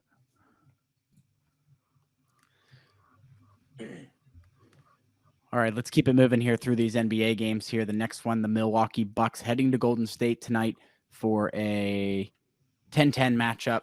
Golden State the favorite, just 3 points, minus 152 on the money line, 227.5 on the total. What do you guys got here coming out of Golden State tonight? Giannis, a game time decision. Is there any news on that, Mackie? Kind of a sketchy line. Why are the Warriors minus 3.5 against this Bucks team that's won 6 straight, 8-2 in their last 10? I mean, we just saw with Damian Lillard 40-point performance without Giannis to get a nice win. They must think Giannis isn't playing. Chris Middleton's out too. I don't know if he's been out recently. Yeah, I see Middleton out, Giannis game time decision, and that line tells me Giannis isn't playing. Did you see the other night when Giannis played? Or no, when he decided he wasn't playing, the line moved 9.5 points. Holy crap. Against the Clippers? Yeah. Holy shit. Or no, shit. I forget what game it was. I saw it on Twitter. Let me look at the Bucks' recent games. He missed a game. Maybe it wasn't against the Clippers. Hold on, let me pull up their schedule. Imagine being that valuable. It's crazy. I forget what game it was. The line moved like 8.5 or 9.5 points. It was insane. I guess did he not play against the Clippers? He did not play against the Clippers. Yeah, he didn't play against the Clippers. Yeah, that line moved insanely once he got rolled out. I think it was 8.5 points. Let me see. Where do you look whenever you're always like the line opened at this and it closed this? I can't do it before I can't do it after like the game ended. Oh, damn. When was that game? Was that Monday? It was this week, yeah. It said the line closed at Clippers minus 2.5. I think because it was in Milwaukee. I think it was Bucks minus 6. 6.5 was the open. Bang, 9 points. I knew it was close. 8.5 or 9 points. That's crazy. That's crazy. Yeah, Lillard dropped 41 on their heads. Yeah. See, like if you're able to go a game without Giannis and play the Clippers and still win without even a minute to think about your game plan, I mean, holy shit, this team could be real dangerous. Give me the Bucks tonight. I don't care how public it is. I'm just so excited to see Dame on a team that's like. I'm just so excited to see Dame on a team that's actually going to go deep in the playoffs. I mean, he wanted to be faithful so bad. Like I feel like he deserves it, man. Like he went through NBA's so much not that league, yeah. He went through so much in Portland. Like, let him have something. Yeah. Alrighty, Huff. You already kind of talked about this late game a little bit. The Kings and the Lakers in Los Angeles. 2.5 points there for the Lakers, minus 138 on the money line. Total 240 even. What are you thinking out of this one out of LA here? I know you said you might like the Lakers. Yeah, I like the Lakers minus 2.5. These are games they're going to win. Big game against the Kings. Obviously, Kings have been kind of playing pretty good basketball. I haven't watched too much of them lately. Looking at their games, the most recent games, I like the Lakers here. This is a home game. You have to win this one if you want to make that push towards the playoffs or get a better seed in that play-in tournament or however you want to look at it. These are games you got to win. I like LeBron to come out with a big win tonight. Listen, you need one of those top 2 seeds in the play-in if you're going to be in the play-in. You don't want to have to win both games. You want to have 2 chances, if anything. And you're sitting there in that 7 seed. These games you definitely have to win. You're on your home floor. I know it says LeBron and AD both game time decision. I think they're game time decision every single game they're going to play. Give me them. I think they win this game. They got to win this game. These are the games they got to win. D'Angelo Russell cooking up. If he has all the confidence, they have that shooting going on, you're not going to beat this Lakers team. I agree. Awesome. Alrighty, good stuff, boys. I think that's all we got here for our NHL, college basketball, and NBA stuff. You guys got anything else to add before we get out of here? No, I think that's going to do it. Make sure you stay tuned. Saturday, college basketball live stream. Get some picks out for you there. Podcast coming on Thursday. You're listening to that right now. But other than that, thanks for listening, and we'll see you guys Saturday for the live stream.